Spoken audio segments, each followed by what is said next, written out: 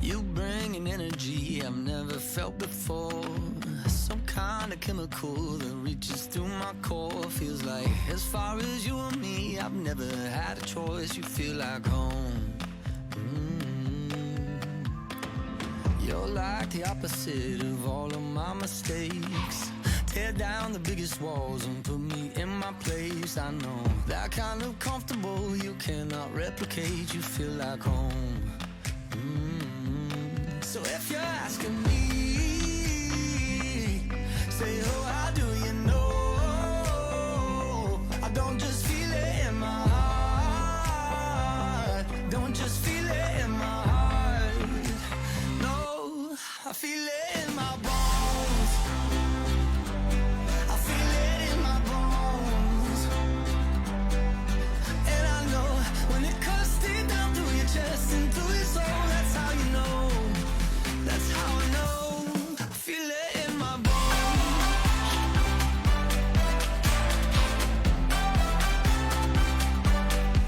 And I know when it cuts deep down through your chest and through your soul, that's how you know. That's how I know. I feel it in my bones. So many people just walk in and out your life. I trade a couple hundred just to get some time back, that's right. Cause for you and me, I got no alibi. You feel like home. Oh, so if you're asking me, saying, oh, how do you know? I don't just feel it in my...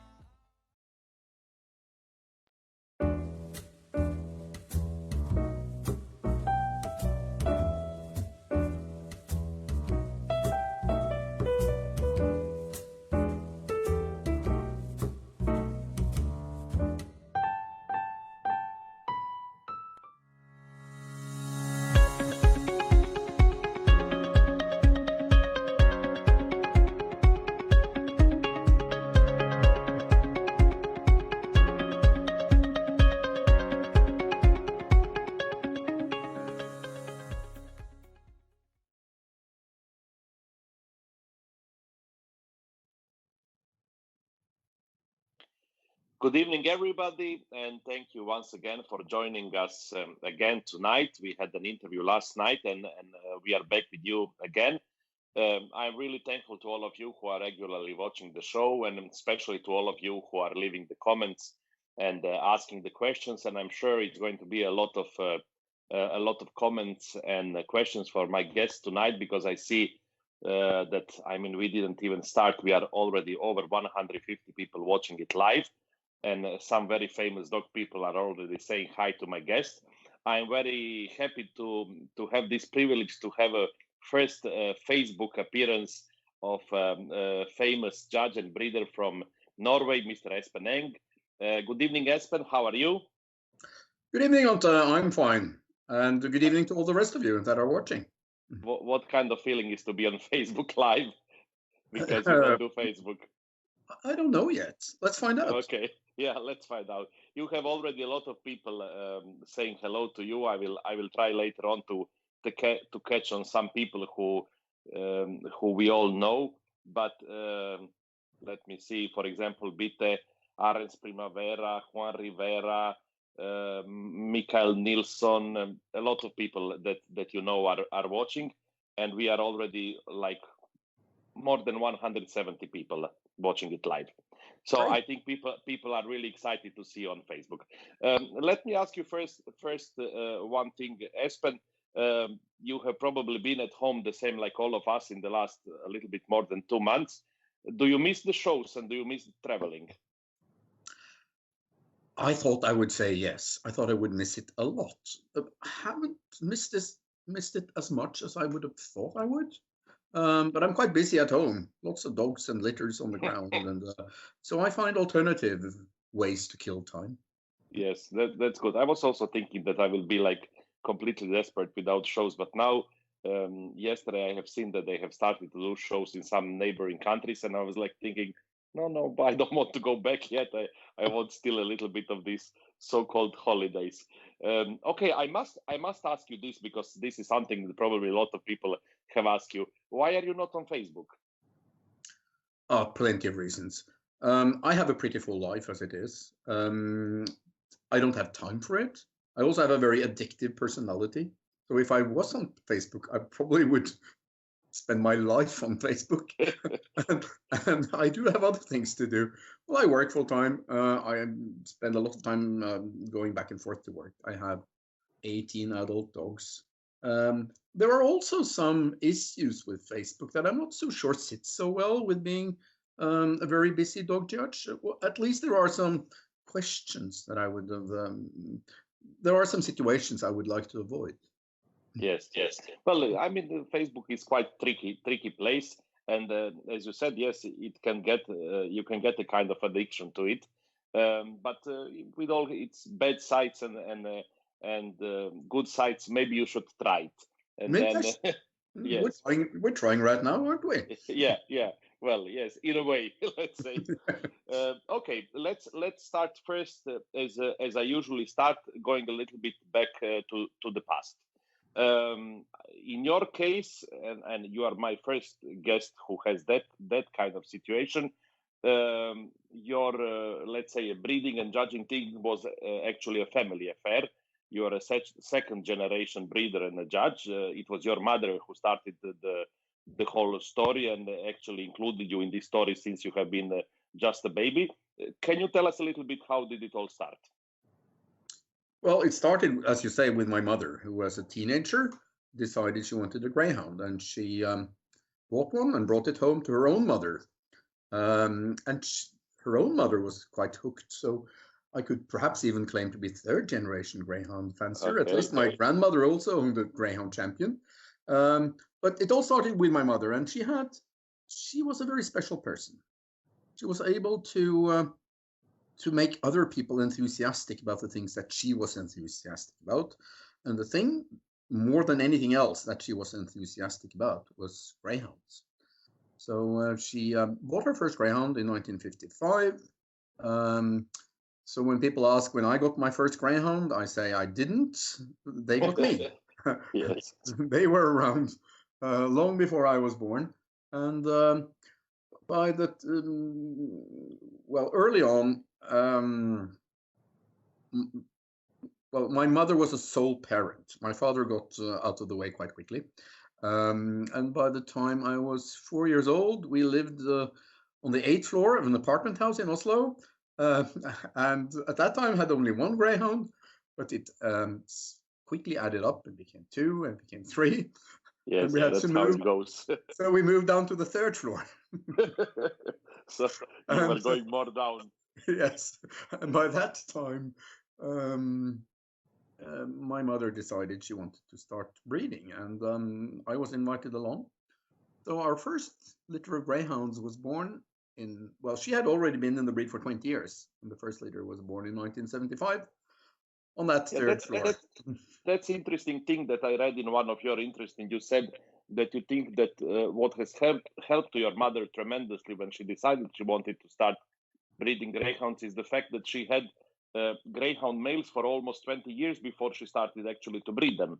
So she had a lot of experience and knowledge with the breed before she actually bought her first female. Yeah, that is true, and I think that was clever in many ways. Absolutely. You know, she learned the breed by showing males. They were used for breeding. She traveled a lot around with them, and she started to judge. So by the time we had our first litter, because at least on paper, I was also one of the breeders of that first litter. Okay. Should I ask you? Should I ask you how old you were when it was the first litter? Because then everybody know how old you are because you said the year. But if you want, you can answer. Well, I think I can give that away by now. Okay. I was 12, but I was just a few days later, I was 13. Okay. Yeah. Okay. So I you had my started 13th birthday a few days after the first litter was born in that department. But by that time, we were both quite serious about this. We really wanted to breed dogs. And certainly you couldn't do that as a project on the 3rd floor of an apartment house in Oslo. So we bought a house out in the outskirts, in the farmland, and started to breed more seriously. Yes. And tell me your kennel name, Jets. From where did that come from? It actually comes from a male, one of those males on the 8th floor. He was called Jet Commander. He was born in 1966, and he was our first international champion, and he was the sire of the first 2 litters we had. So the prefix is actually in honor of him. Okay, let's move a little bit more forward. When you really started to breed, and I don't know if that was a kind of a strategy that your mother invented, or that was your something that you invented. I read this yesterday, and I'm very happy that I missed the interview that you gave for the Best in Show magazine some time ago, because last night I read it, and I got really hooked up on some things which I read there. This thing about alpha bitches, beta bitches, it's something very interesting. Like I've never heard of that before, and it's a very interesting story. Can you share it a little bit with us, because I found it very, very interesting. Well, yeah, we sort of created a method of breeding where you could establish a line, your own family of dogs without breeding a lot, because none of us were in the position of actually having a lot of litters. And I think that goes for a lot of people right now. Gone are those days where there were big, great kennels with plenty of dogs and the opportunity to breed many, many litters every year. We never had that, but we still wanted to establish a family of dogs, stemming from the fact that we had a very common ideal. My mother and I were very much in agreement on what a greyhound should look like and the traits that were important, how they should behave, what we were going to select for. We were really, really lucky, maybe a bit clever too, to obtain an absolutely great bitch as our foundation bitch. And then started out from her. She was, in our opinion, probably the best bitch of her generation. And we wanted to, certainly there were quite a few things that she needed to improve on. So we mated her to males that would be able to complement her. I mean, that were strong where she was weak without losing her qualities, which is, equally important. Then selecting on from that, the very best bitch, and only the very best bitch. It's not like we would, quite mean, we would never sell the best bitch, wouldn't sell the second best bitch either. So selecting that best bitch from that first generation, then breeding her several times to select the very best bitch of that generation. And these are the bitches I call the alpha bitches, the very best bitch from every generation. Okay. And rather than breeding on from several bitches that were not the best, I mean, the best will do. The best is what the best you have. Why then breed on from the third best bitch? I don't see any reason for that. In the long term, it works. It has worked for us anyway, I think, at least to a degree, to select the very best bitch, then have several litters from her. Always line bred, because we believe in line breeding, and then keeping in every litter we have kept, at least from the late 70s, we have kept at least 2 bitches from every litter, run them on until they are fully grown, so we can make a decision for sure who was the best bitch. And then rather breeding that best bitch 3 or 4 times, a greyhound will have many puppies. As a norm, we'll have 10, 11, 12 puppies in a litter. Yes. So that very best bitch of each generation will have the opportunity to get maybe 20 daughters. Now, if you are very selective and you manage to keep and breed on from the very best out of 20, you can really get somewhere. And that very best, the alpha bitch in the next generation, will have another 2 or 3 litters, and you'll keep on to end up breeding on from the very best from that. But then you need something to breed them to, and that's not so easy. Sometimes you're lucky that other breeders are breeding males that are the answers to your prayers. But not always. Certainly not always. So you cannot count on that, can you? I mean, when they do, it's wonderful. And so you breed to their dogs. But if they don't, then what? Are you then going to face just going downhill? But out of those 20 daughters that beautiful mother had, there will be another daughter that you can breed down from to produce the males you need for your breeding. So that's what we've done, more or less. That's the beta bitch. She will never go into that main bitch line. The main bitch line will always consist of the very best bitch. And we've kept this going now for 11 generations, where I can honestly say that, in my opinion, because it's my breeding, it's my opinion to count on my breeding. Absolutely. She is the daughter of the best bitch of her generation, who's the daughter of the best bitch of her generation. If you do that for a long time, and then you also breed your own males from the second best bitch of her generation, you'll end up line breeding to your own bitch line, basically.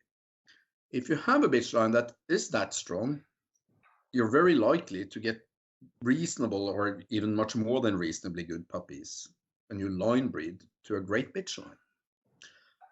And so you can do this, you can keep this going in a system where you need not much more than a litter per year, provided you breed a breed like greyhounds who are very healthy. Yes.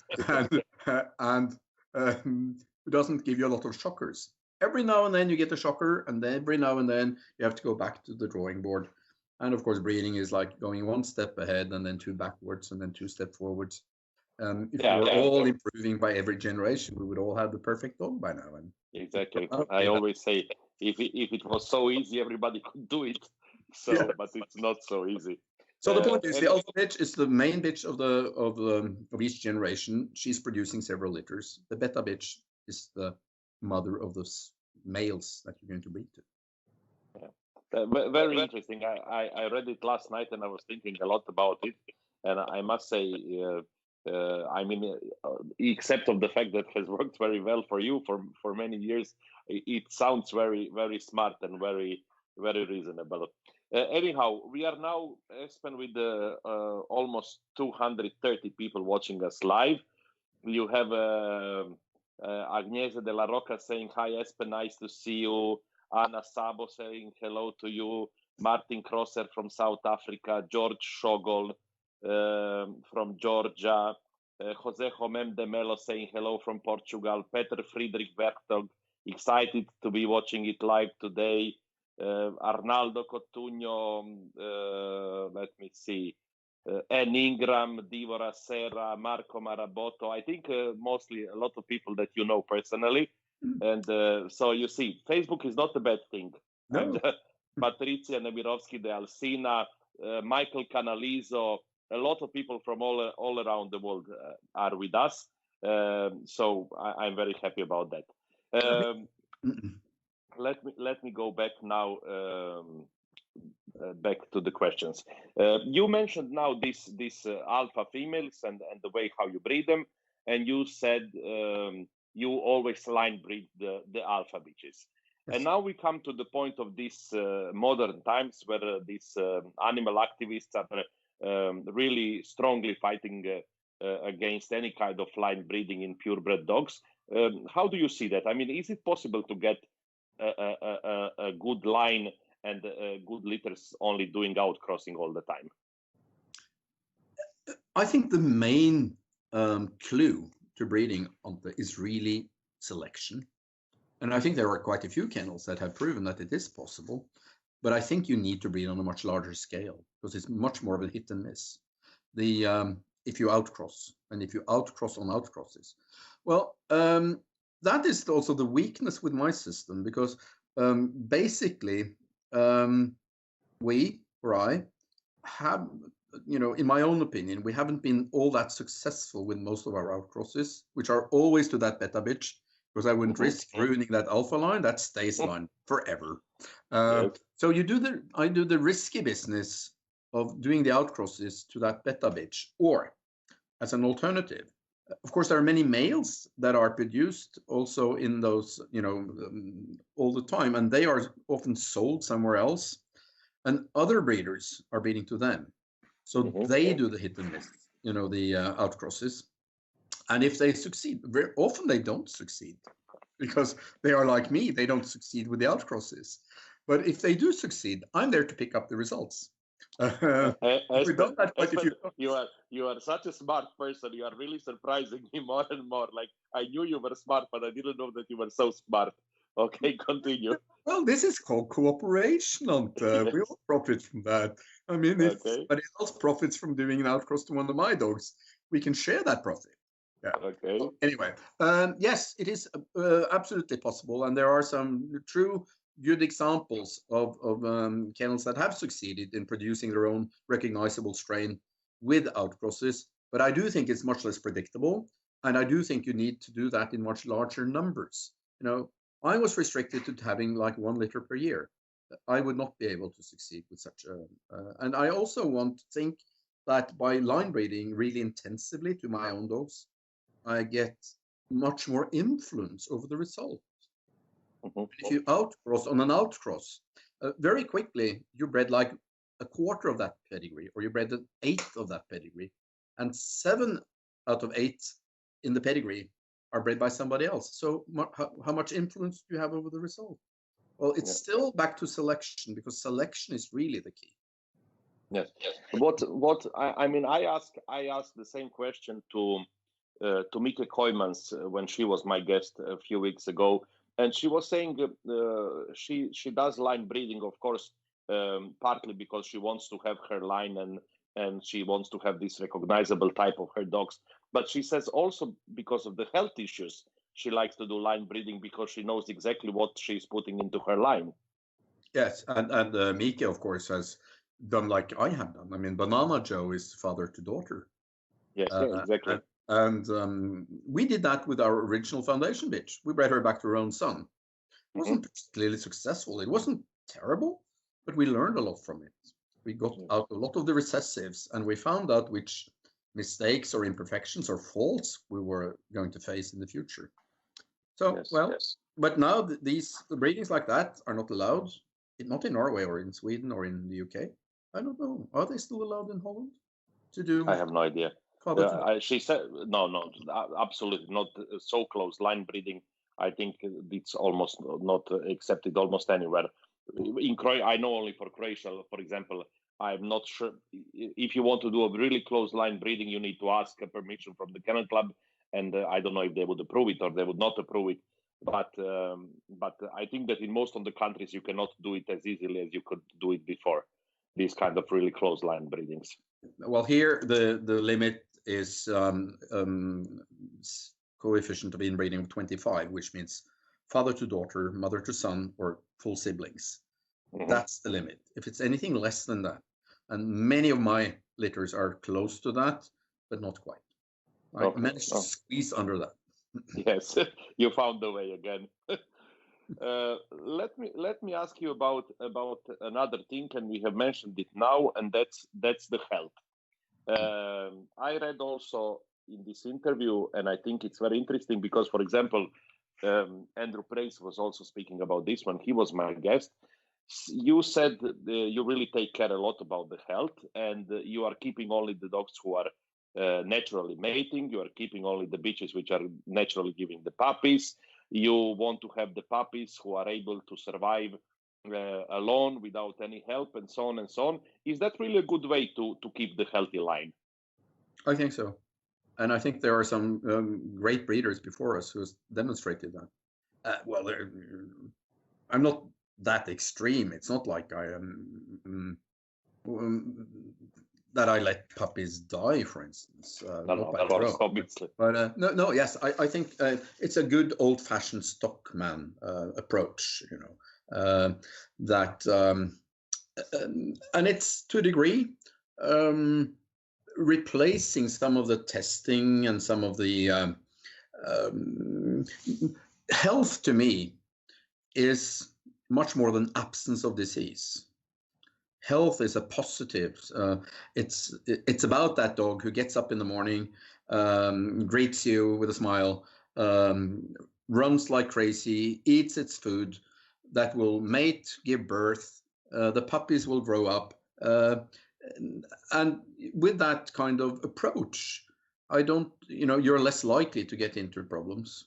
It doesn't stop you from getting into health problems, but that approach, I went to Land's End in Cornwall to this old woman who had been breeding Griffons all her life. She was 80 years old, and her mother had bred them before her. And her approach, she had this beautiful bitch, And I asked her, so what has she produced? And she said, oh, no, I never mated her because she once had to be anesthetized.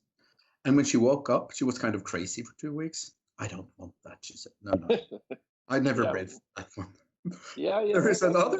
There is another great breeder here in Scandinavia who had a poodle who would sneeze when she was using her what's it called on a car? You know, you're doing this. Yes, like cleaning the windows. Yes, and that Okay. dog would sneeze when that liquid came on, and she said, Okay. I want that. You know, Yeah. wouldn't be from that. Probably would be sneezing from the hairspray on the show, so that was a good thing to do. That's going quite far, but still. Yes. And with a system of keeping never less than 2 puppies, you know, if there is a difference between those puppies, it's probably something within them, an intrinsic quality that, you know, I had 2 greyhound bitches lately. They were born on an unfortunate time, and they both got very sore feet when the snow melted because they had only walked on snow until the spring came. But one mended. One was fine after just a few days. The other one is still not fine. Mm-hmm. One of those things that, you know, I'm not terribly interested in breeding from that bitch with sore feet. Yeah. But it's not something that you would go to the vet for. It's not that bad. It's not something you would test for. It's just something you don't want, is it? I mean, if she produces a whole lot of sore feet, would I like that? Yeah. Breed from her. I mean, it makes a lot of sense when you think about it. It really makes a lot of sense. You have mentioned now in your answer, you have mentioned the Griffons. How did the Griffons come to your life? Oh, they came to my life with great love and affection. They are such marvelous dogs.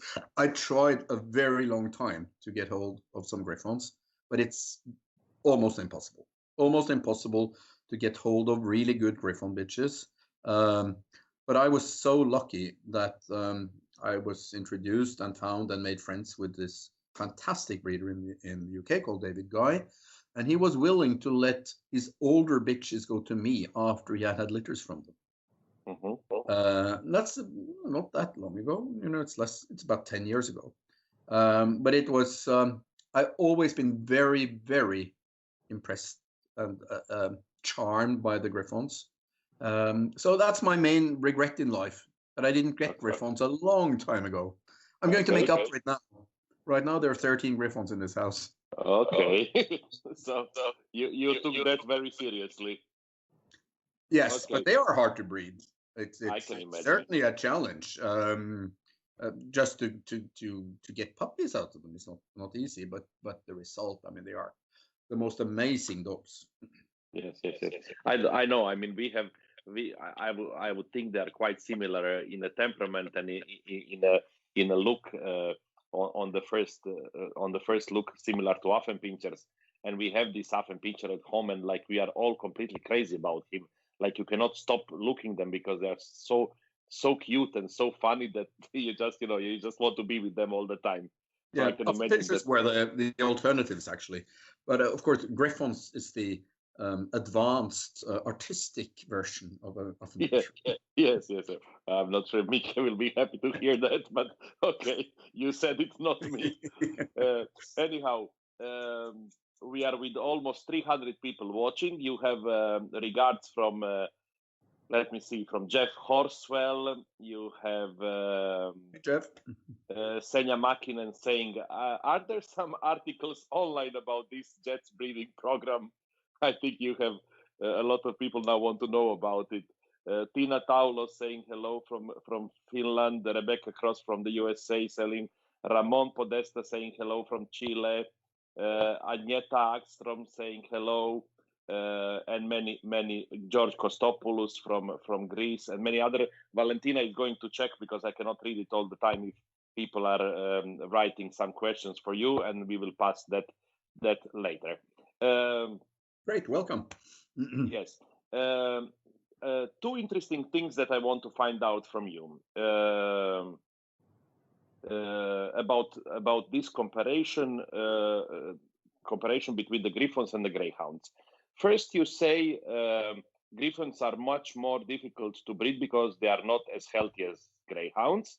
And then you say in breeding Griffons, you don't use this strategy that you are using when you're breeding greyhounds. Can you tell me a little bit more about that? The strategy. Ideally, I would like to do the same, and maybe right now I'm getting there, but you don't get a lot to choose from in Griffons, you know. The average litter size in my first 10 Griffon litters were 2. So how many bitches do I get to select from? Yeah, alpha bitch and the beta bitch. Yes. How many are worth keeping? It's I think it's better not to put all your eggs in one basket. You know, that's basically the risk in that system of breeding greyhounds. If something goes badly wrong in my bitch line, it's lost. In Griffons, you probably have to breed from more than one bitch in order to get anything to select from. So, and another thing with Griffons, as fantastic dogs as they don't breed as true as greyhounds. You can breed, if you breed 2 really, really good greyhounds together, you're more than likely to get at least some puppies that are quite outstanding. You can breed the 2 best Griffons in the world together, and you end up with something you would never keep. Yes. And so they are much less predictable, and they don't breed as true. That's part of the charm. That's part of the challenge. Maybe it's too easy to breed greyhounds. Maybe it should be like breeding Griffons, because that's much more of a challenge. You have to use your brain and your, well, any kind of resources that you have, certainly money. And yes. So it doesn't, you can't make that work because you don't have a lot of bitches to choose from. If that beautiful Griffon bitch gives you even one really good daughter, you're in great luck. She's more likely not to. So that will easily be the end. I have a very beautiful Griffon bitch here at home, and I kept 2 daughters. And my God, they are terrible. And can never breed up from them. Very charming, very Griffon. The father should never say something like this about his daughters. Yeah, and you know, those 2 daughters are out of 2 Griffons that were made up champions in the UK, unbeaten in the breed.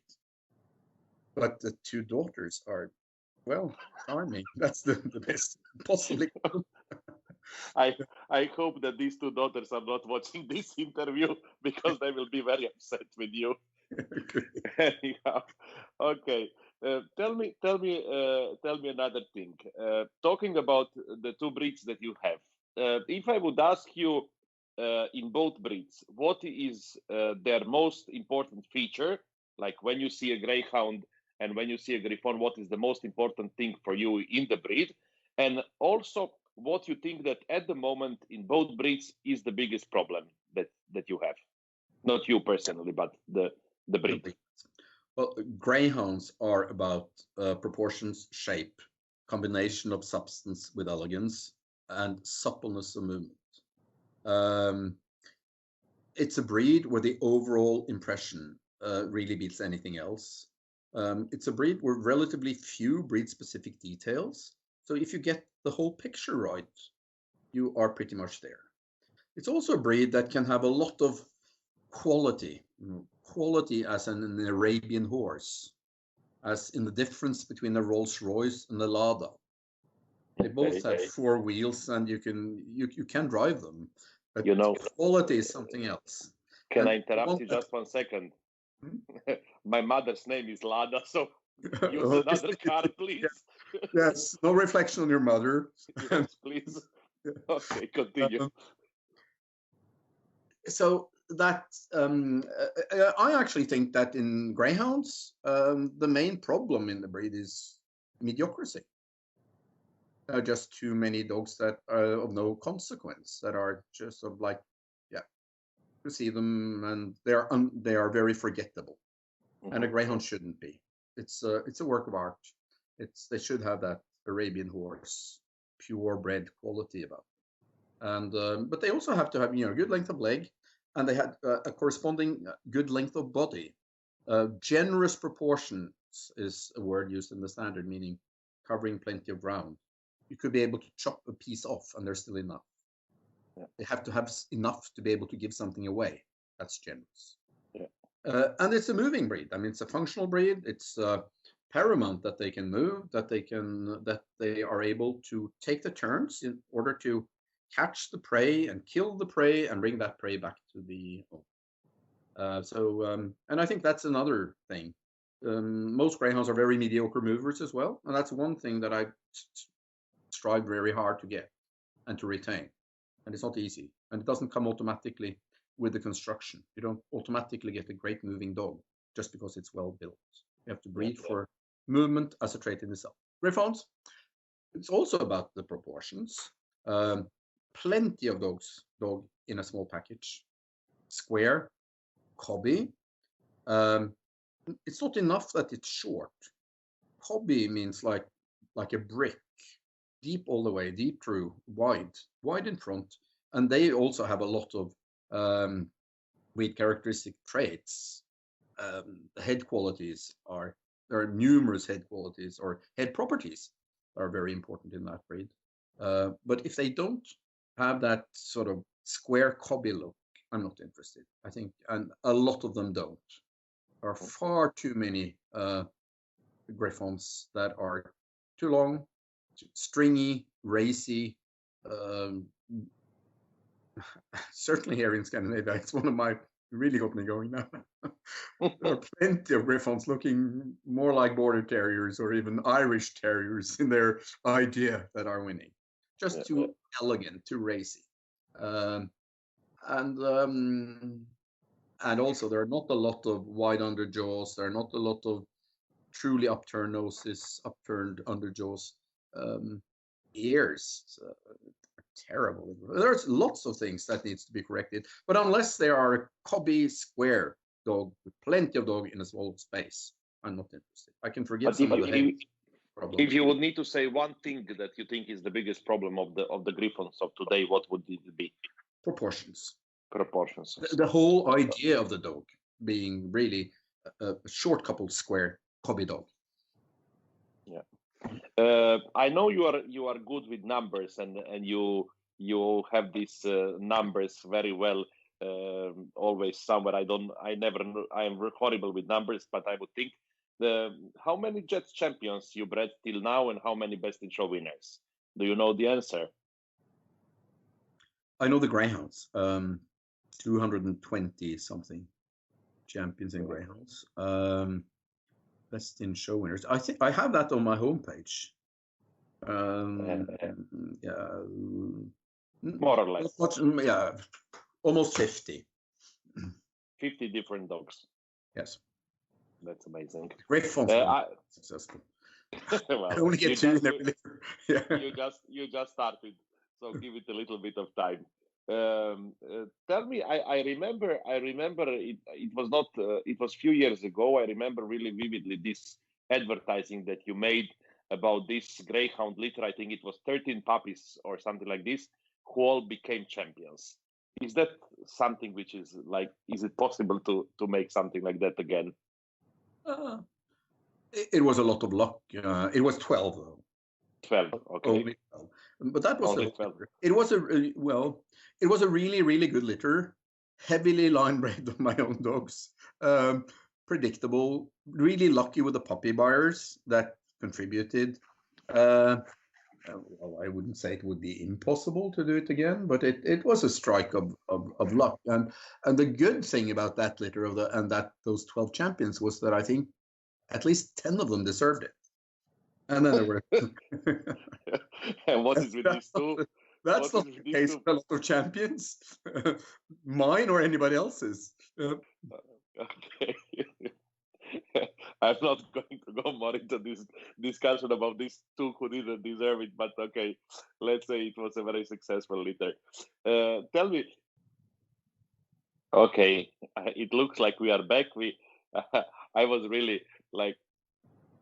I was really a horrible person, because before we started the interview, I said to Espen, "Oh, and now for the last 2-3 weeks we haven't had any kind of technical problems and so on and so on." And okay, a little bit problems with Beltran's computer, but everything is perfect and we are back.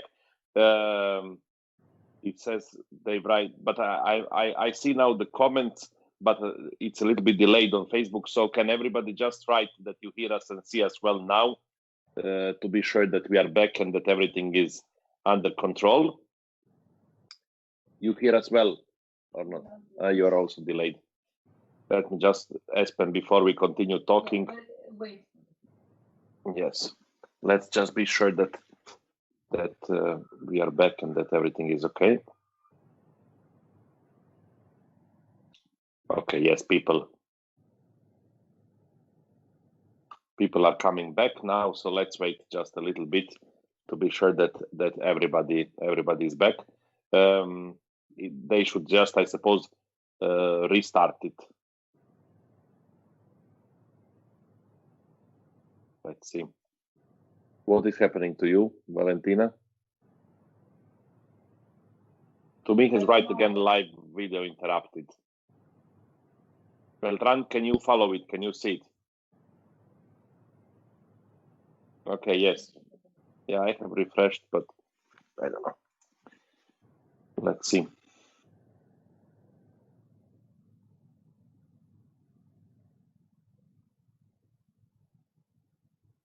Okay. Hi. Yes. Okay. People started to write all good here. Okay. Sorry for this little problem, but no, don't worry, Beltran. It's perfectly fine. But I don't know why to me all the time says live video interrupted. But okay. Valentina, try to catch the people and the comments, because yeah, people say everything is perfect. So Espen, we are back. I'm not sure actually, like where did they lose us? Probably on the point of lure coursing. So maybe you can just repeat a little bit about this, and for the people who didn't hear it, because I'm actually have no idea when exactly the connection crashed. Oh, well, you asked me a question about lure coursing with my dogs, and I do find it very fascinating. And I think, what can possibly be more important in a breed that they are able to perform their function. That's the reason why they're on this earth. That's the reason why they're here in the first place. So I'm very concerned that my dogs should keep their instincts and their ability to do their work.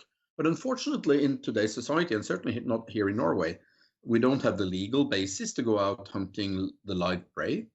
There is very much a shortage of that live prey, and the terrain here, the geography here in Norway, doesn't allow for live coursing. So I do the second best thing, so they chase plastic bags, and they don't, happily, they don't see too much of a difference between a rabbit and a plastic bag.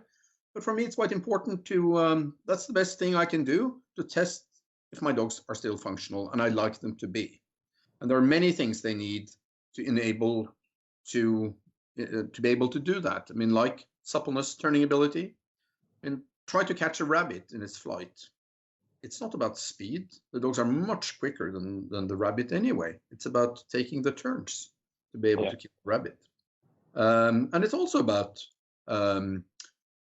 endurance, because if you go out on a field and you want to catch rabbits, what to do with one lousy rabbit? You're going to feed a big family, aren't you? So that dog has to fire again and again. It has to have the energy and the endurance to do repeated trials. And I'm concerned that my dogs would have that. And it has never came to the point where I had to choose one or the other, because some of my very, very best lure coursing dogs have also been among my very best show dogs. So yeah, there is a correlation. I think looking for that suppleness, the turning ability, and the energy and the stamina also comes in well in the show ring. Yes, absolutely.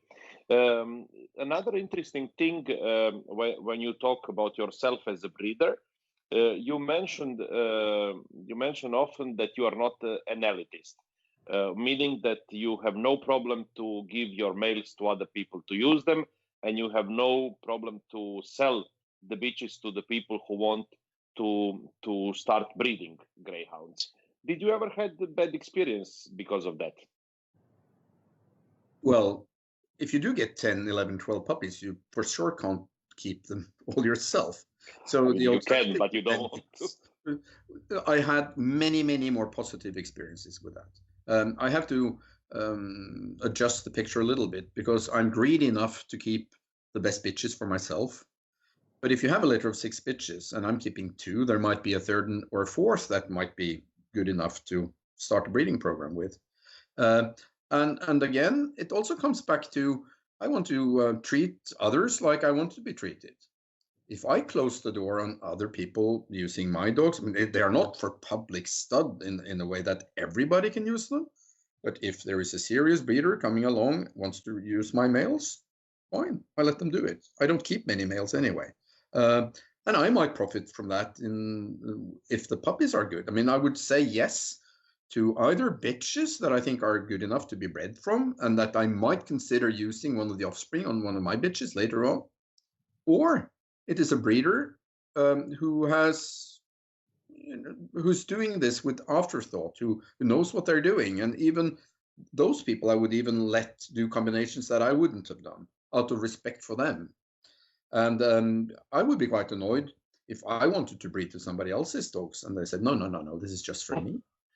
So I don't think that is a good environment. I don't want to contribute to that. So I let other people use my dogs when I think it's a good reason to do it. Okay. Okay, I think we have been speaking now almost 50 minutes about breeding, and I think that a lot of people who are speaking here are really impressed by this. But now let's move a little bit to your judging career. I know that for many years you used to travel all around the world judging sighthounds, sometimes even in your own expense because you were so curious to see the quality of sighthounds in different countries. When did you actually decide that you want to start to judge other breeds? Well, luckily, I haven't paid a lot of those trips. Yes. It was I know. I was in the very start.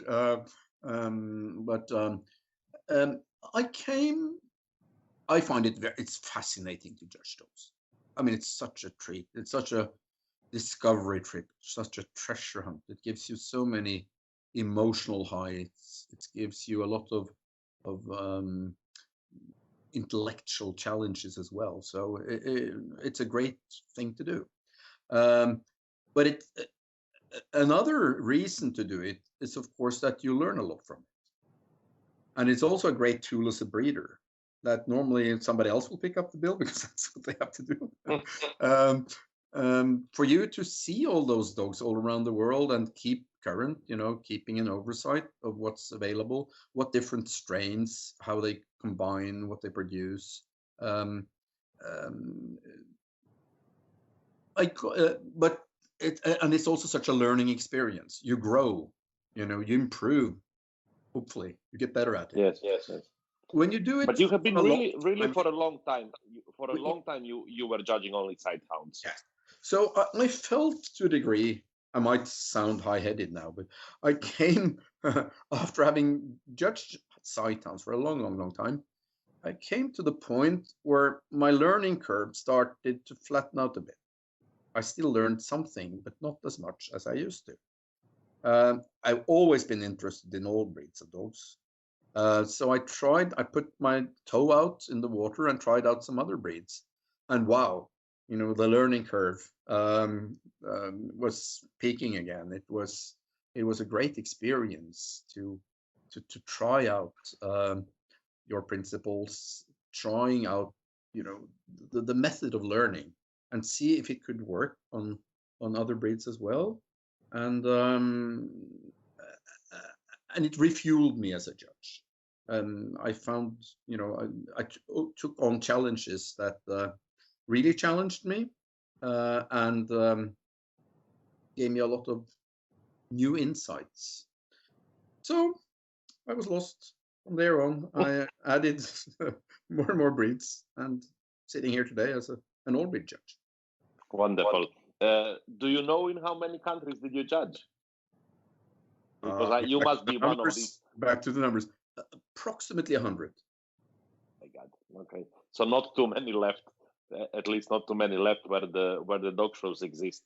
But I'm sure there are a few more left, so you can still have some goals to go to some countries. It's like I think it's amazing to amazing to have that kind of experience, to see so many different countries and cultures and dogs in different countries. I think it's just like amazing, the possibility that the dog world gives to us. Yeah, isn't it? So yeah, it's just like unbelievable. Like if you talk to the normal people, I don't know, that would mean that we are abnormal. But when you talk to the people out of dog world and you say, well, you know, I have been to 50, 60 countries around the world because of dog shows, they cannot believe it. But it's really amazing. Okay, now we go to one thing where I also want to hear your opinion, because your thinking on that subject is quite interesting. You often mentioned that before, in the past, when you were starting to judge, most of the judges were actually recruited from top breeders. It was the top breeders who were becoming judges. Nowadays, that's not really the case, and a lot of judges have never bred any litters. A lot of judges don't even have dogs at home. How do you look at that? I think there are no rules without exceptions. But as a general rule, I think true dog people make better dog judges. When I'm choosing which shows I'm going to show my own dogs, I'm more likely to want the opinion from somebody who is a dyed-in-the-wool dog person. They don't necessarily perhaps have to be breeders, but at least serious dog people who have been exposed to a lot of good dogs. I think it helps to hone your eye if you're around good dogs a lot, if you see them a lot. I mean, even walking around with the poopy picker and just watching dogs, being around dogs, understanding dogs, caring for dogs, being concerned about dogs, enjoying dogs. I'm a bit skeptical about people who have never enjoyed the company of dogs. Are they really dog people? On the other hand, people like me who ride all horses at the same time, I breed, I show, I judge, are sometimes met with some skepticism. So for mixing roles, so I think we have to be conscious about that and doing that carefully. I tried, a good reason not being on Facebook is that it stops me from promoting my own dogs there. But no, generally, I think dog people, true dog people, should be the backbone of the judging community. Okay. Those people are the ones that I want to pay my money, their opinion. Yeah. Tell me, before we start with the number of short questions, which are very famous in my interviews, let me ask you the last thing. Now you are an all breeds judge already for some time, and I spoke with most of my guests about this. Because of differences of types of dogs in many different countries, how difficult is to be an all breeds judge and go around and judge breeds which you are used to see in one way, and then go to one country and find them looking completely different, for example? For me, it's very, very different. I'm only able to have one ideal in each breed. I have one template in my mind. And if none of the dogs fit that, or if they only fit it to a minor degree, I think I'm pretty useless as a judge then. I think it's, as opposed to a win-win situation, it's a lose-lose. So for instance, when judging in America, and I do that quite a lot, I now provide them with a list of breeds that I would rather not judge, because I don't think anybody will be happy. I know I'm not, and I presume that the exhibitors are not. It's not good for the show organizers. It's just, let them, I'm very happy to not judge English Springer Spaniels in America. That's fine. Okay. So you have again, and they don't need me. So it's more problematic. But of course, that can sometimes be explained because of differences in the standard. If it's something very sort of basic like colors, I don't find it difficult to judge Affenpinschers with alternative colors. I don't find it difficult to judge Schipperkes in England, even if they come in form, because it's such a definite thing. But those much less definable things, like just type difference, the look is different, that's much harder to adjust to, and I'm not so sure I want to. I'm not that adjustable. I don't need it. They don't need me. Leave it. Okay, It's so more you have difficult though when judging in, for instance, some breeds in South America where the dogs are very American influenced in some breeds, but they are still bred to the FCI standard, and I'm supposed to judge to the FCI standard. And in many of those countries, they will give you a whole group, so you can't just pick. You can't say I can do the group 7 and 8, but leave the Brittany's and the Golden Retrievers and the English Springer Spaniels for somebody else. That doesn't. exactly. So then I do it to the best of my knowledge or experience, but I don't feel very comfortable about it. And yeah, but I also find that, you know, from some of the examples I mentioned, you do get an interesting outside perspective looking in on some of those breeds. Because if you take, for instance, the English Springer standard, they are virtually exactly the same in the UK and in America, although the dogs certainly are not. Definitely. And a breed like Shetland sheepdogs, when I read the American standard and the first word describing the head is refined, I look at the dogs and I think, you didn't read that. Yeah. I'm not so sure the first word describing, I'm sure we disagree on that, Ante. I'm not sure. The first word describing the Shih Tzu in the American standard is sturdy. Well, I have to chew on that. Yeah, but these are these difficulties. But I mean, I mentioned already a few times, but you are really a smart person because you have managed to turn this situation, lose-lose situation with judging these breeds to win-win situation in which you just don't want to judge them if it's the possibility. So I mean, I think a lot of people who are watching this, they are going to get some good ideas from you tonight. I'm sure about that. Okay, anyhow, now there is a series of short questions. And I don't know if you spoke with Anna or somebody else who has watched my interviews before, but this is the kind of questions where people start to do, oh, this is impossible to answer. Oh, this is so difficult. Oh, this is that. But I mean, I push and push and push until they don't answer. So it's in your, you really should answer it because I will not let it go until you answer it. Just a few questions. They're that bad. I'm horrible. I'm very pushy.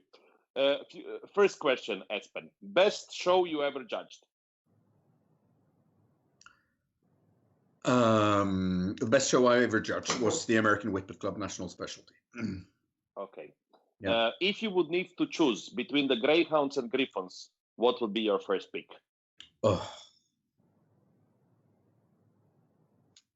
Truly sorry to let them down, but I would pick the Griffons. Okay. Okay. That's an interesting answer. Do you remember best in show lineup you ever judged?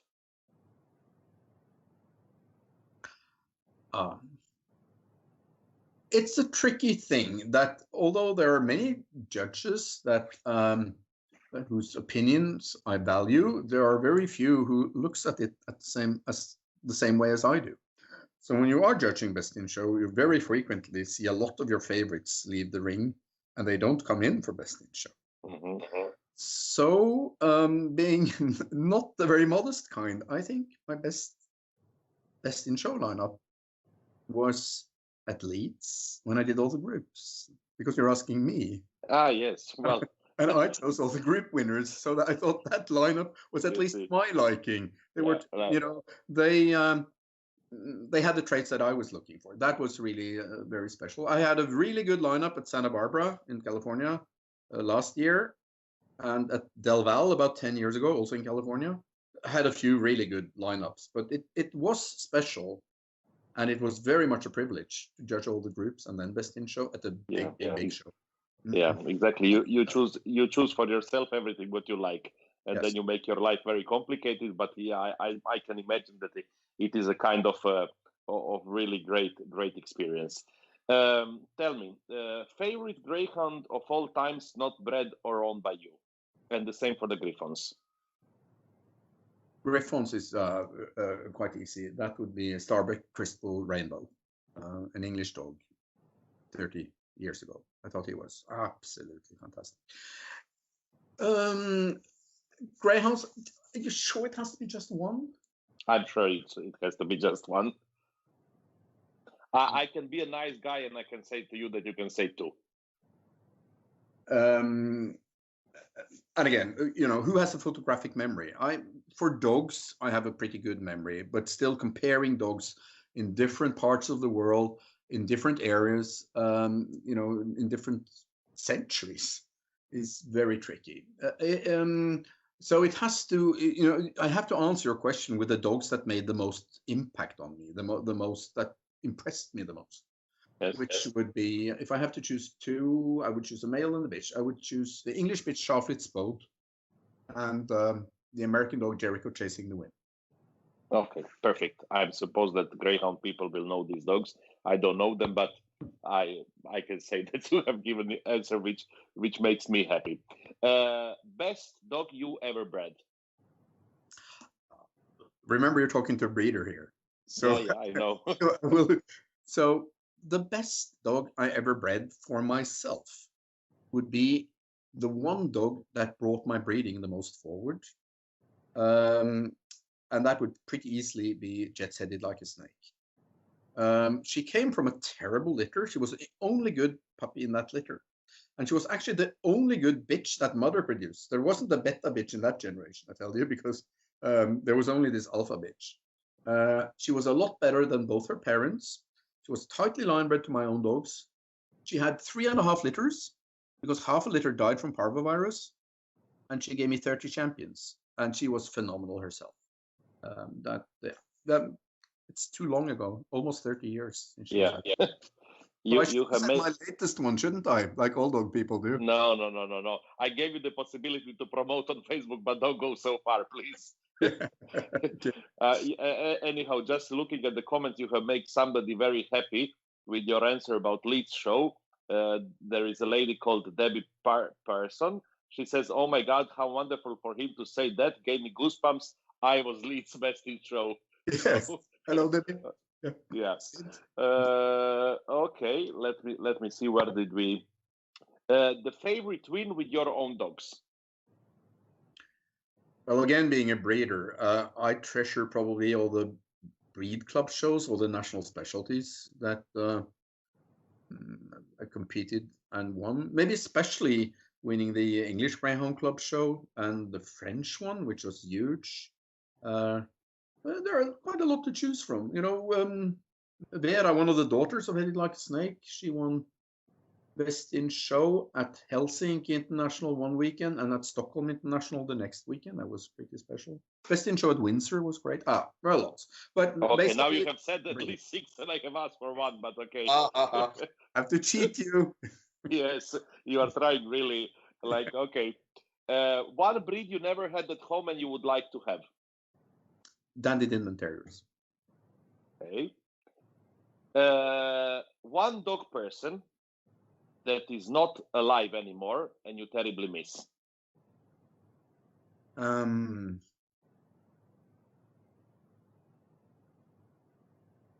There are many. Yeah.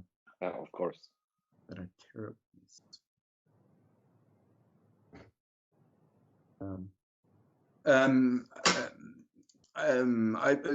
It's probably an unlikely answer coming from me, but at this moment, I miss Göran Bodegård. Okay. Tell me like this: one breeder in the world that, in your opinion, continues to breed top dogs year after year, and then if you can say one breeder from Norway and one breeder from from the rest of the world that are still active. Doesn't need to be.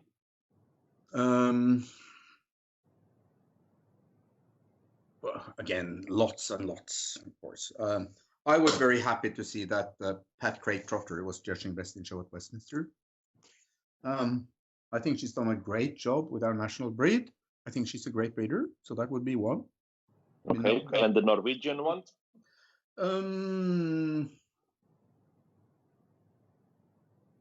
I think well, for me, probably the most talented breeder we ever had in Norway was Is Ostriachki top score poodles. Okay. Only 3 more questions, so that will be easy. One judge who is still active in the dog world that you really admire, or let's say it easily, for you, a best still active judge. One from Norway and one from the rest of the world.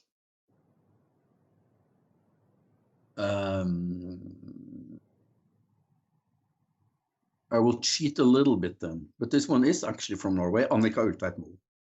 Okay. Yeah, I think she is extraordinarily talented, has a great eye for dogs, and truly knows dogs. My role model as a judge and my idol, and partly also my mentor as a judge, was Rainer Worin. He's alive, but he's not judging, I think. Yeah, but he still count. I thought Rainer had it all. I mean, he had the talent, the eye, the integrity, the knowledge, the style, the character. I mean, he, to me, was just the perfect judge. And as he's still alive, I think I'll pay him the tribute. I'm also very fond of Teixeira from Portugal. I think he's probably he's one. I admire him a lot. I think he's really. Mikael Nilsson is very, very happy that you have mentioned Top Score Poodles as one of the best breeders. He says great choice. Okay, 2 more questions. You are organizing your last dinner and you can invite 5 persons. Doesn't matter if they are alive or they are not alive. Which 5 you would invite? Oh, gosh. Don't you get the same answer from everybody that is impossible? Can't at least to sweat and to say this is difficult, this is impossible, so don't feel special. Can I have 2 tables at least? No, you can have just 1 table and only 5 people. Okay, I'll have a table of only ghosts then. Okay. I think. Again, I would find it the most interesting to have a dinner table with the great breeders. Gladys Dyke with the Hadley Pomeranians in the UK. I would invite Raymond Oppenheimer, Normandy Bull Terriers, and I would invite Gwen Broadley of the Sandyland Labradors.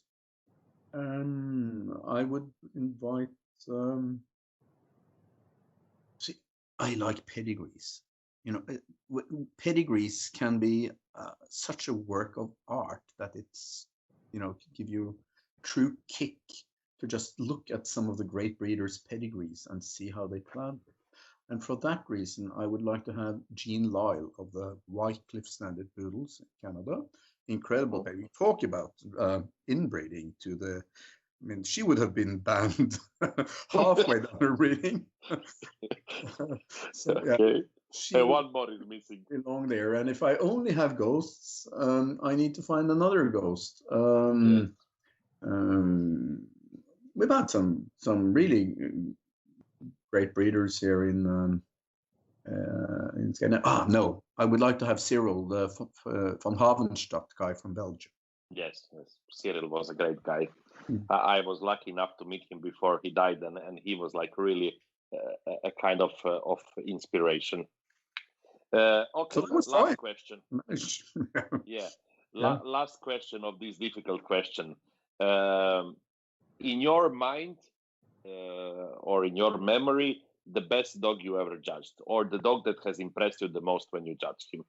Doesn't matter which breed it is. And I don't need the name. If you say the breed and where it was, people will connect it. Yeah, but I know the names of the dogs I judge. You know, I'm interested enough to look into the catalog and look at their pedigrees. So,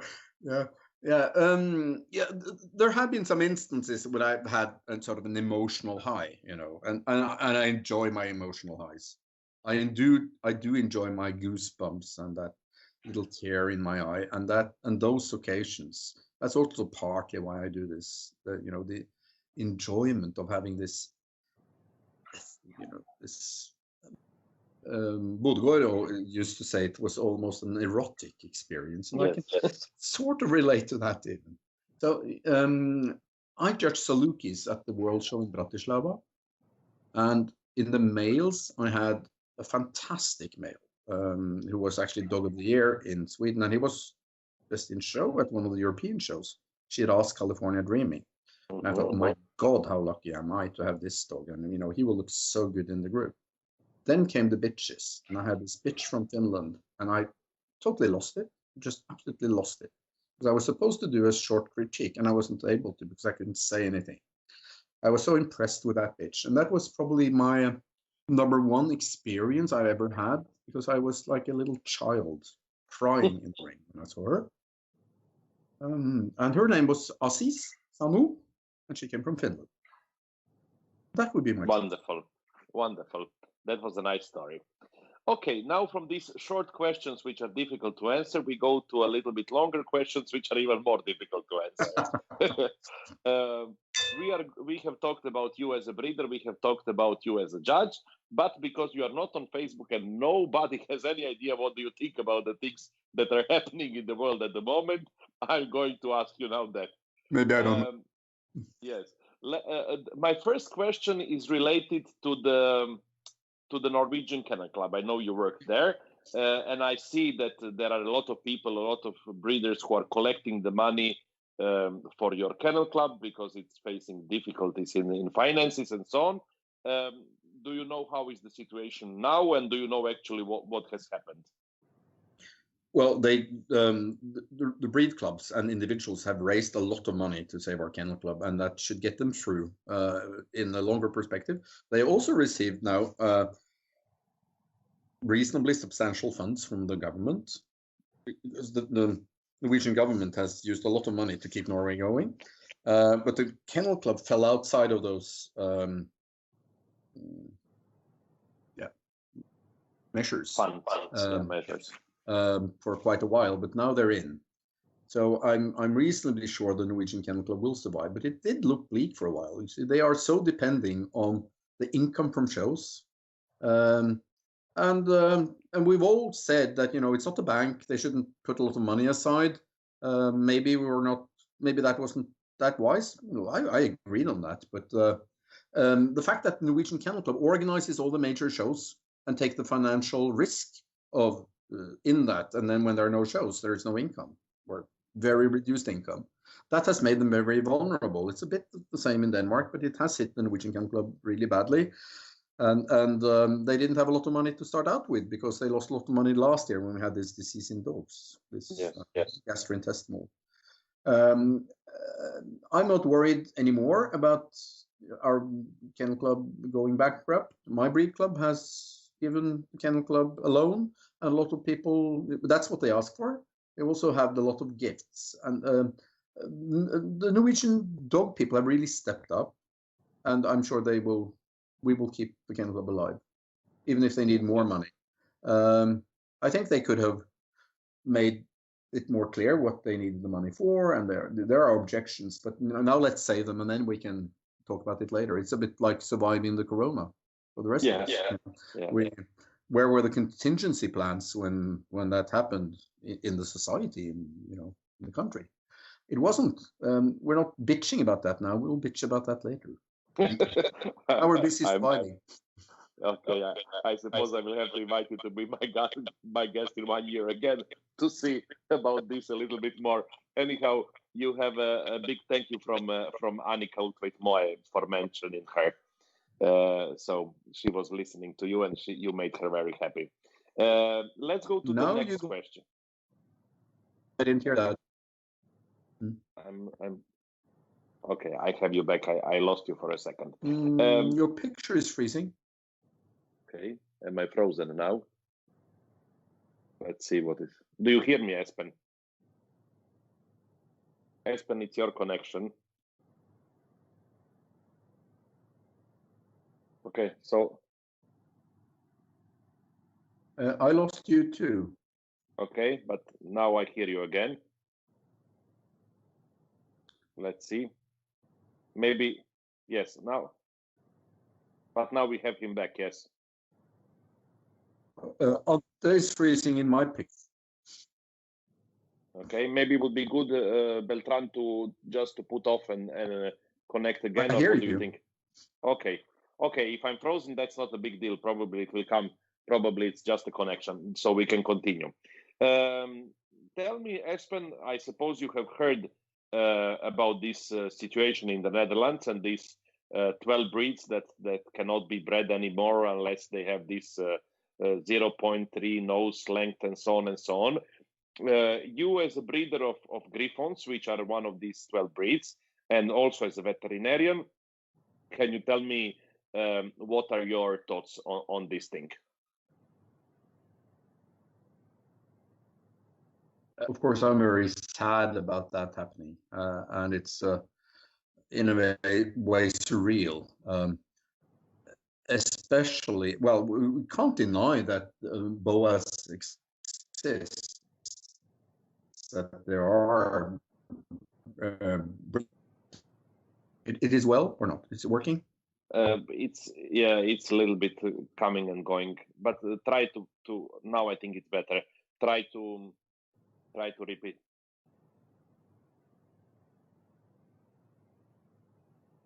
Okay, try now again. I think now it should be okay. Yes, Yeah. now it's better. Yes. Of course, I'm very sad that. Beltran, what are you saying?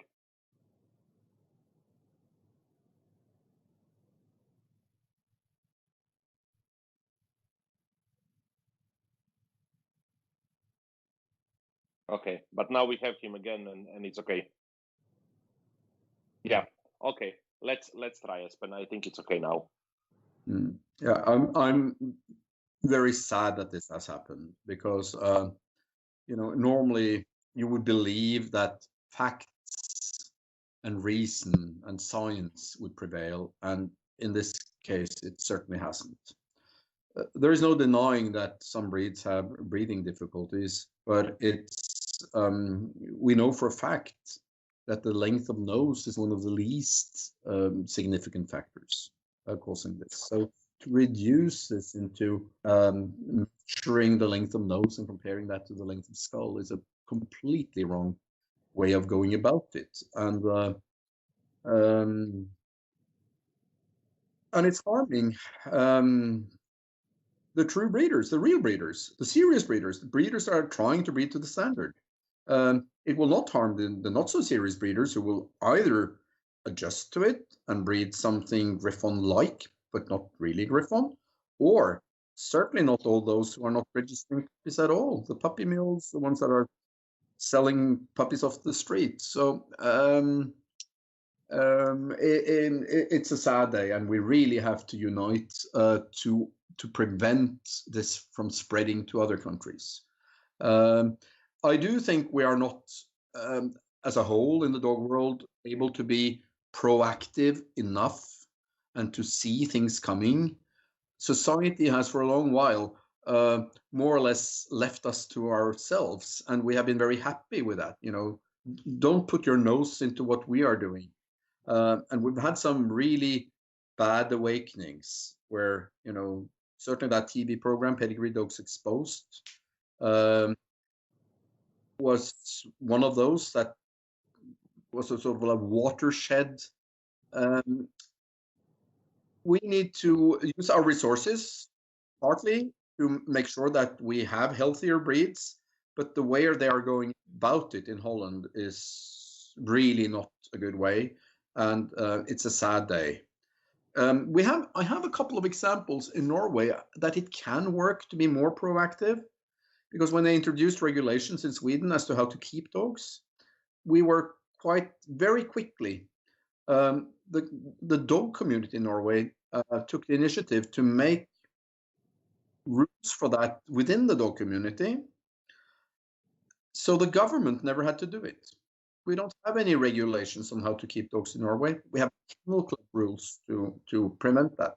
We invited the ministry and the animal welfare organization into our own work on making rules as to how to keep dogs, and that kept them silent.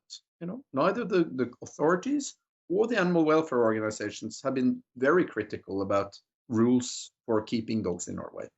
On the other hand, we have a bad example when we had a very sad example when a group of huskies killed a boy in Norway, and there was an outcry, and out of that came the banning of several breeds. It was really hard to be proactive with that. Who would expect that those huskies to kill that boy, and who would expect that as a result of huskies killing a boy, they would ban American Staffords and Dogo Argentinos. Yes. But it does help to be proactive. We just have to be more in touch with what's happening in society and prevent it. And we now have to join efforts to stop what's happening in Holland from happening here. Yeah. Are you afraid that this decision of the Dutch government is going to have a kind of domino effect, and that some animal welfare organizations will try to bring these rules to other countries? Absolutely. I think we are, to a certain degree, prepared here in Norway, because we've done much of the same as we did with the regulations on keeping dogs when it comes to the brachycephalic breeds. Invited authorities and animal welfare organizations to sit down and truly discuss it and base our measures on knowledge and scientific proof rather than just stupidity and on populistic approaches like I think this is. But then populism is very popular in many walks of society. And I also think we have to be a bit more aware of the fact that we do live in democratic societies, and that if you ask the majority of people, they might not agree with us when it comes to docking of tails, for instance. Yes. And we need an active international organization like FCI, well, not like FCI, to be very wary of this. And I'm happy to see that, I think they are. I think this question of the brachycephalic breeds, FCI will take an active role, already is showing that they are. They certainly did not when it came to banning of breeds, because I was quite active in the Kennel Club at the time. And the first thing we did was to contact the FCI and ask, don't you think it's a bad idea to ban breeds? And we got nothing out of them. If we could have gone back to our political authorities in Norway and say, we have a world organization with 95 countries behind us when we say it's stupid to ban those breeds, it might have helped. We didn't get anything from the FCI at that time. I do think, and I do hope, that the FCI will step up this time, but I think they will. Yeah. This is the problem that I think we are facing. Most of these rules, and I mean, you mentioned one of the rules, like the huskies attacked the boy and they banned breeds which had nothing to do with this, and it's the same thing in the Netherlands now. They are banning the breeding of these 12 breeds, and they want them to get a longer nose, but there are absolutely no scientific proofs saying that when they will have long noses that they will be healthier, which means that this whole thing is just can I say bullshit?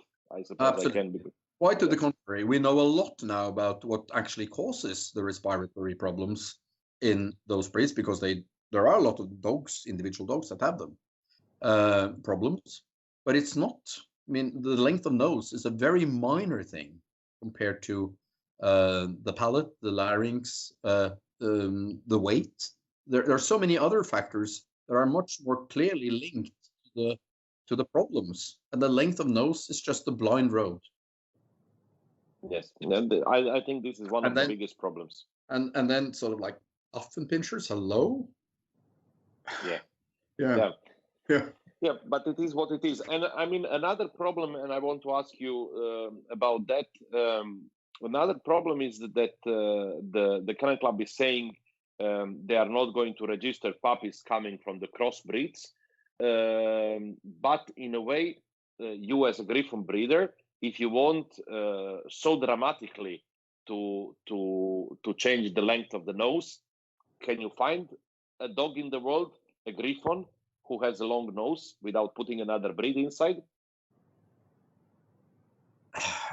Possibly, but you have already lost the breed and you lose everything else. So I wouldn't want to. I wouldn't want to see that dog, and I certainly wouldn't want to breed to it. So Yeah, exactly. no, we can do this. It takes time to change, and it takes time to improve, but we can do this by gradual selection, and we can test our dogs by exercising and then measuring the, by going about it in the way that the Cambridge University, for instance, spells out. I think that's a clever way, and it's well documented. It's based on science, and give us some time. And Griffons are not the worst in this case either. There are lots of Griffons with no breathing problems, so I don't have to go to a long-nosed dog to improve. Yeah, exactly. Yeah, but this is the problem, as you said, when people start without any knowledge just to generate the things. I mean, when I had Mieke and Edwin as my guests, they were mentioning these studies from this agri insurance company in Sweden, and when they were listing the breeds which have these BOAS diseases, out of all the breeds existing, for example, Affenpinchers were on the number 77, which just proves that this whole thing has no sense. Yeah, absolutely, no sense. Yeah. Yeah. And what's the sense? It's like as senseless as banning American Staffordshire Terriers for being killers. Yeah, exactly. But I think Affenpinchers is the worst example. Yeah, that should never be on such a list. You have mentioned the FCI. So if I would ask you if you could give to the FCI one advice, what should be done urgently about this matter, which advice would you give them? To be the glue, to form arenas where we will discuss how to prevent the spread of this, and it's very urgent because politicians are very eager to be seen to do something. They're not always occupied with this having an effect or not. So urgently, I think FCI has to go deeply into this, connect people, connect decision makers within our own community, and to spell out how to go about stopping the spread of this, because it can certainly kill the whole dog sport. Now you're asking a Griffon breeder, so I'm concerned about it from my own personal perspective, of course, but it's truly important that we stick up for this, and not just the people that are active in these breeds. It can for sure happen to you. You can end up on a banned breed list because somebody just thinks you belong there. It was exactly the same when those breeds were banned. There was no scientific proof. There was not even a statistic that showed that those breeds were actually more dangerous than others. It would have been even better if we had been more proactive, because we could have seen it coming. But we have to repair it now, and an initiative very quickly to make an international strategy to stop this from spreading. And I'm sure there will be plenty of people who have good ideas on how to go about this. And we do have a lot of resources within our dog community, a lot of people with connections and with knowledge about how to go about this. And as I said, we did manage to stop getting very strict limitations on how to keep dogs in Norway, or at least we got rules that the dog people are reasonably happy with. Yes. Again, there was a problem that some dogs did not have enough exercise, that they were kept in very confined spaces. But we realized that, and I think dog people are much more able to create and find the solutions to this than politicians who doesn't know anything about it. And I'm sad to say that I think a lot of veterinarians are also very misguided and are misguiding a lot of others. And some of these so-called experts that not necessarily ever owned a dog or were active in dogs are giving advice very freely and are listened to. Yeah, Yeah. and I mean, the dog world is actually like facing in the last 10 years with these different kinds of prohibitions. Let's say on a monthly basis, with banning the. I mean, it started with cropping and docking, then it was banning the breeds, then no hairspray, then no Yep. chain leash, then no table arm. I mean, do you think that the whole sport is actually in a really big danger? By all these things happening all the time. Yes, I do. I think we are challenging some. We have some real challenges ahead of us, and we can't just close our eyes to that or turn a blind eye to it. And it is happening gradually, and I think we have some things we need to dwell with ourselves. It is really hard to I think to argue for the cropping of ears, for instance. If you're going to have a lot of clout, if you're going to be believable when you say that your ambition is to improve animal welfare or dog welfare, I think, for instance, and I know this is very controversial, but a world organization that has no opinion about the cropping of ears doesn't have a lot of clout when it comes to discussing animal welfare. Yeah, I mean that's as you said, that's a very controversial subject because I find it in a way that that when this thing with cropping and docking started, in a way that's the point where everything went the wrong direction because the governments or the politicians have actually make us say that for years and years and years we were actually maltreating our own dogs for aesthetical reasons. So we have, in a way, admitted to the general public that we have been really harming our own pets for the aesthetical reasons. In the moment when this story of cropping and docking came to the USA, the American Kennel Club said we are not cropping and docking dogs for the aesthetical reasons. We are doing it because it's proven that when you for the working breeds, when you crop the ears, they hear better, which is important for the purpose that they have. We dock the tails because for the hunting breeds and so on and so on, it's easier like this. Which one of the two things was smarter? Well, I think cropping and docking are two very different things. And personally, I have very little objections against docking of tails done at a very early age. I think that's a minor thing. But I do recognize that if you go out in the street in my democracy, Norway, and ask people, is it okay that we cut off tails? I think a relatively small minority would say it's okay. Yeah. They are the same people that elect our parliament who will then pass the laws. And, I have to relate to that, whether I agree on it or not. When it comes to cropping of ears, I think it's totally unacceptable. I think it is cruelty to animals. And I think it's sad that it's the so-called dog lovers that fight for it. Yeah. Okay. You mentioned veterinarians at some point, and I mean, let's say the kennel clubs all around the world, and also the FCI, between the breeders and between among the breeders and among the top judges, there are a lot of veterinarians.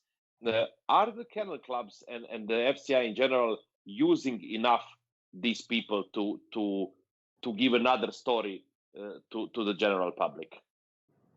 I do think we should recognize our internal veterinarians, and I'm perhaps using myself as an example. Then I'm perhaps a little bit surprised that as a long-term veterinarian and as an active breeder of Griffons, my kennel club has never asked me to contribute anything on boas. So I don't know. Yes, I think it's a big difference between the active dog people that are also veterinarians and a lot of the others, and certainly a lot of the newer ones that seem to have quite a biased view on breeders and breeding. It scares me. in my day, the vets and the breeders seem to be more on the same team. Today, I find a lot of veterinarians being on a very different team than mine. Yeah, this is what I have mentioned in the last few interviews, that I have this feeling that in the past the breeders and the veterinarians were actually really partners, and partly because I think that and I think it's the same thing now, and you will know it because you work in that profession. I mean, breeders leave a lot of money to veterinarians, so it's quite strange that at some point some organizations have managed, let's say, to brainwash the new generations of veterinarians and let them go against the breeders when actually breeders bring them a lot of money. I don't understand why that has happened. I don't either, but I to quite a degree agree with your observation. Sad to say. Yeah. Okay, we are now 1 hour 40 minutes, and we are near to end this very interesting interview, which I think has been for many people quite inspirational, because by the comments, and there are like millions of comments, and I have tried to catch them, but I'm not managing to catch a lot. Okay, Valentina has prepared some for me, so I'm going to read some of the comments and some of the, if there are some questions for you, before I ask my last question. Let me see. Just okay. I always have problems with her computer. Okay.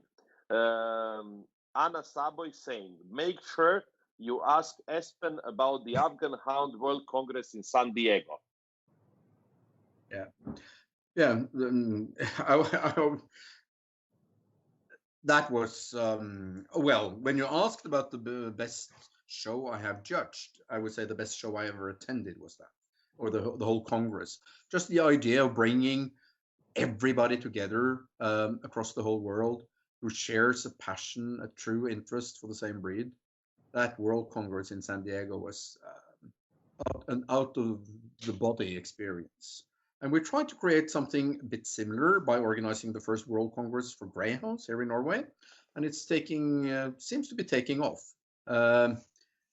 Just to get people together who shares the same passion, the same enthusiasm, the same it meant a lot. It was an absolutely amazing experience. Okay. We have and to see 117 Afghan champions in the ring at the same time too.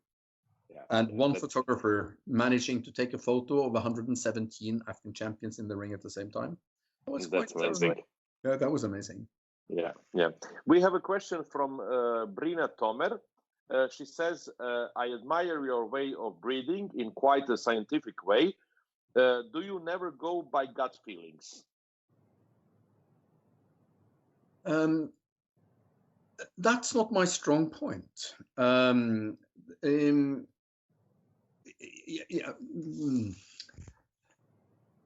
As for instance, picking puppies, my mother was much more clever. I need to wait to see when they grow up and to analyze.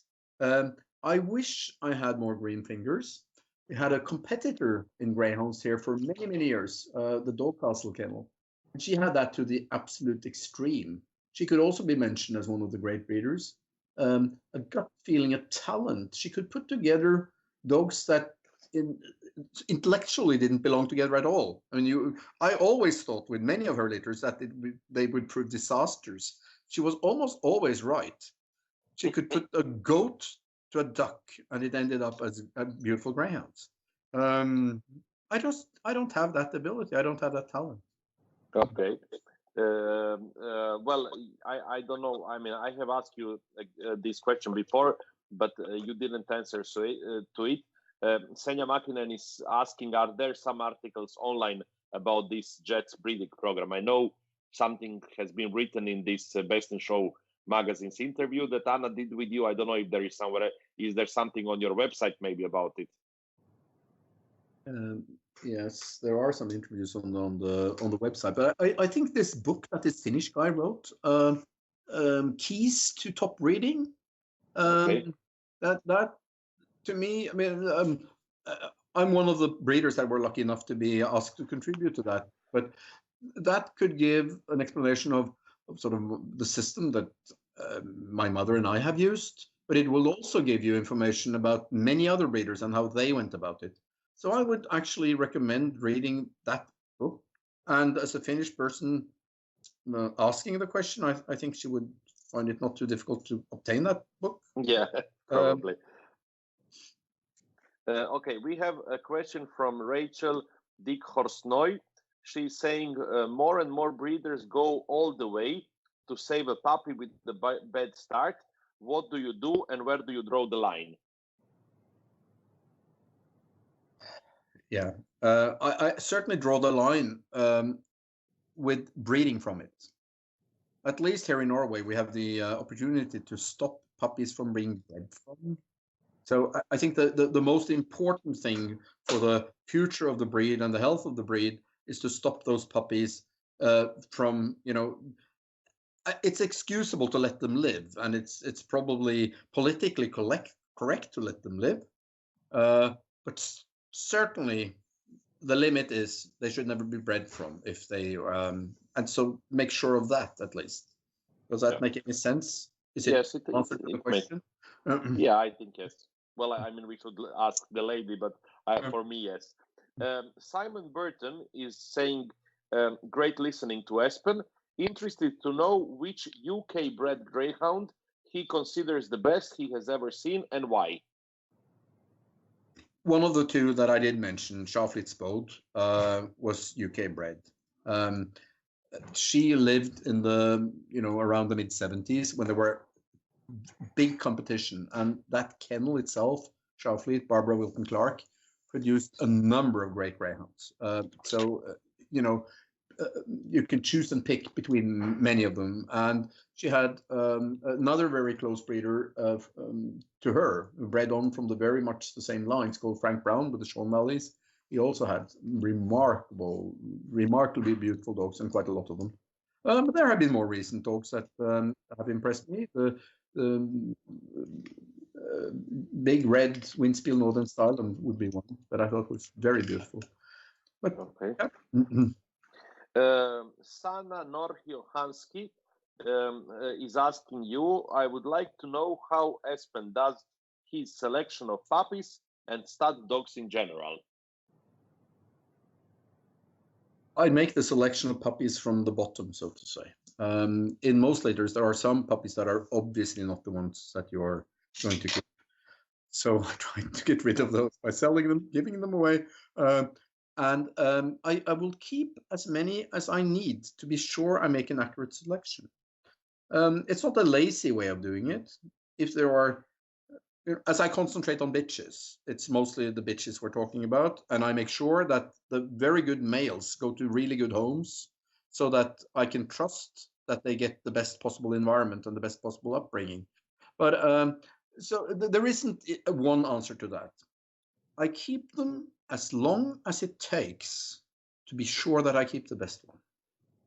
Sometimes that's pretty obvious. With Headed Like a Snake, it was totally obvious. With another one of my best dogs, Pink Panther, we had to hide her when puppy buyers were coming to see, because absolutely everybody would pick her. In a big litter of like 10, there wasn't one person who could see those puppies. They wouldn't want anyone but her. So in the end, we had to hide her when they came to puppies, and they loved the other ones as long as they hadn't seen her. So that was a very easy choice. But more often now than not, my litters are much more even than they used to be. So it's not obvious who to keep. I have running on three Greyhound bitch puppies right now, and I can't tell you when I'm ready to make the selection. Most probably at 12 months or 14 months or something like that, because then I'm sure. Yeah. And then the last question which I have here is from Anna Madon. She's asking, what is Espen's opinion about Salukis nowadays? They are more and more strong and tall and overangulated. I think Salukis have always been very inconsistent. Salukis have always been all over the place. I don't like them too strong, and I certainly don't like them overangulated. It's a breed with which should be moderate. Moderate means not too much, neither too little. And yes, I agree. It's a problem that they are becoming overangulated behind.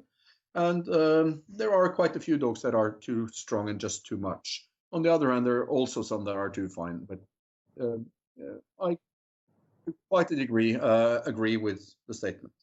Yeah. Okay, so let's read few more comments for the end, because now you have managed to overpass even Petrus 1 hour and 50. But I mean, it was so interesting that if it was boring, trust me, I would stop you a long time ago. But it was very, very interesting, and people really loved it. And we had like between 200 and 300 people all the time online, which is I think one of the biggest number of people following one interview here, and there will be for sure a lot who will see it later on. So Debbie Person is saying, love how open and honest this interview is. Trina Shepers says, thanks a lot for sharing your thoughts and experience, really interesting. Nicola Spencer saying, interesting perspective on the change in perception of breeders by the veterinary profession, and one that many of us around the world will recognize. Perhaps this is born more out of lack of experience and education. Do you feel it could ever be feasible to have a coalition of vet breeders working alongside kennel clubs and veterinary schools worldwide to better inform and encourage new veterinarians to work more positively with conscientious breeders? Absolutely. And that's one thing that has regressed in this country. Our dog community, and actually the kennel club, was much more involved in the education of veterinarians before. Another person that I should have had around my dinner table was our old general secretary of the kennel club, Olav Roig, who was also an all-rounder who judged all around the world a lot of years ago. He spent hours and hours and hours educating veterinarians, and it was partly on his initiative. And so that made the foundation for like a coalition between, I mean, every veterinary student had been taught by him on dogs, and like kinology. So I think we need to invest in the new generation of veterinarians. They, as you say, they depend on us. We provide their bread and butter. Exactly. Yeah. Heidi Peat Arelsen saying, it is strange that the Norwegian Kennel Club didn't ask Espen, as a veterinarian and well-known breeder, to speak about boas. Let me see what more we Heidi has been that herself, and she's very clever. Yeah. Simon Burton, thank you, Espen. Spode certainly looks to be a beautiful beach from photos of her. Lynn Bowley say, love that story about hiding the puppy. Dimitris Antonopoulos saying, thank you, Espen. Mieke Cooijmans said, love this interview, thank you so much. Martin Crosser saying, agree with Espen completely. Tali Azar, fantastic interview. Can we keep going? No, we cannot keep going. Olga Forlitz, always fantastic to listen to my mentor and friend. Hi, Olga. Yuli Stravolamo, once again, a really amazing interview of a great dog person. I had the pleasure to assist Mr. Engh's late mother at a show many years ago, and I learned a lot from her that day. Let's see what more.